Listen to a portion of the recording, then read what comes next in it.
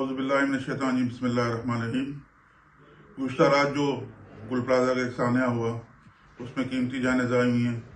इसके अलावा अरबों रुपए का नुकसान हुआ हमारे गुल प्लाजा के ताजरों का। उस गम में हम बराबर की शरीक हैं। मुझे रात को पता चला ये सिलसिला, मैं कराची में था नहीं, और इस सिलसिले में हमारी आला अफसरान से बात भी हुई है और हमने गुजारिश भी की कि फ़ौरन जो है आग बुझाई जाए, और उसमें फायर ब्रिगेड ने काम किया, लेकिन क्या वजह थी जो है वो आग पे अभी तक काबू पाया नहीं जा सका। इसको भी सरकार को देखना पड़ेगा।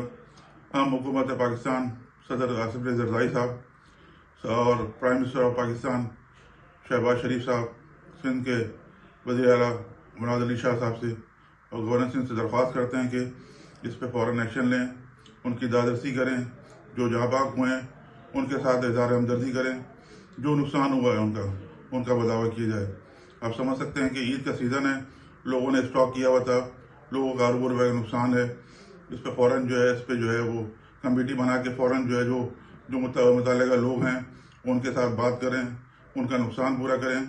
और जान का नुकसान तो नहीं पूरा सकता, लेकिन माली नुकसान जो है पूरा हो सकता है। इसके अलावा मैं दरख्वास्त करूँगा कि फ़ौरन जो है तमाम कराची के ताजिर जो है उससे इज़हार हमदर्दी भी करें, इज़हार यकजहती भी करें, और हम कराची इलेक्ट्रॉनिक एक्सचेंज उनके साथ शान बशाना खड़े हैं।